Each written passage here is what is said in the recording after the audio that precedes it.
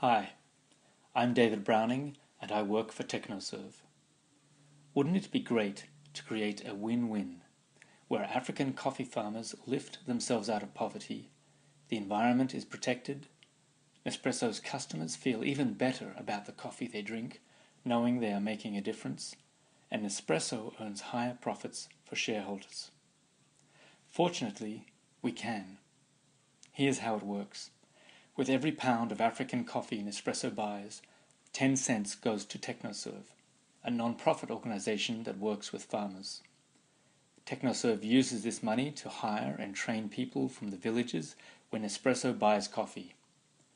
These people in turn train farmers to increase yields, improve quality, and protect the environment. This 10 cents is an investment. The money isn't used to build buildings. It's used to build human capacity. As incomes rise, parents can buy more food and pay for schooling and medical care. Does this approach really work?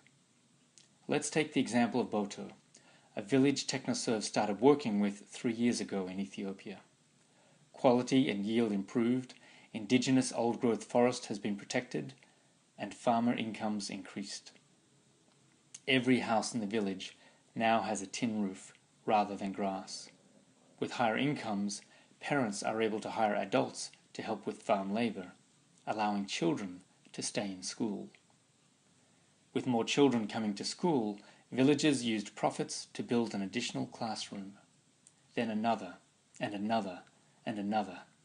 In 2009, there were 8 teachers in the village. Now there are 20. 4 years ago, there were 800 students and school in the village. Now there are 1,400. What percentage of children in school does that represent? 30%? 70%? Actually, it's 100%. Every child in the village, every boy, every girl can now receive an education. With an education, statistics show these girls are more likely to delay marriage and childbirth until adulthood, live longer, healthier, safer lives, and enjoy a higher standard of living. Their parents know this. They want the best for their children. They just didn't have the money. But now, they do.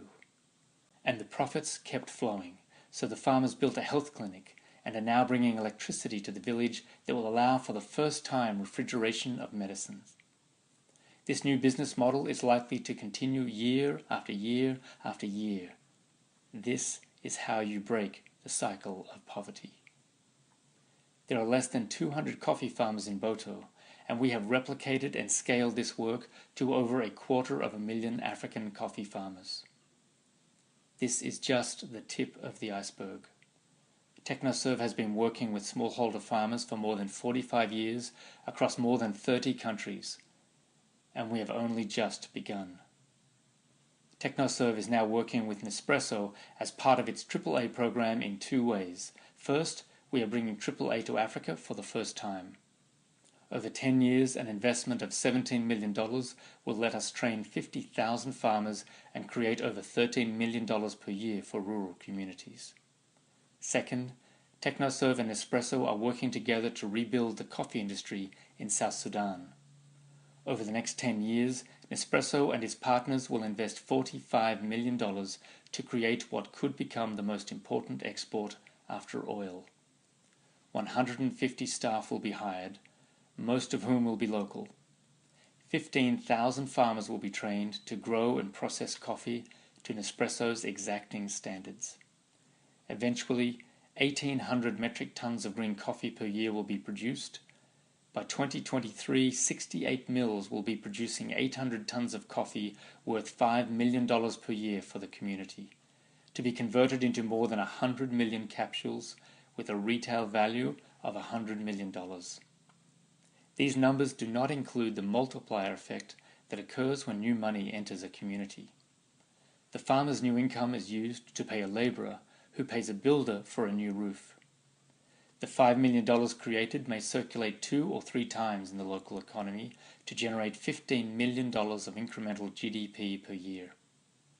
And this will happen year after year, allowing the people of South Sudan to invest in schools and hospitals while producing tax receipts to help contribute to national peace and prosperity.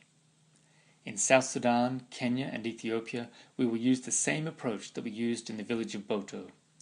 Local trainers teaching local farmers how to improve their livelihoods and protect the environment. We are excited to begin.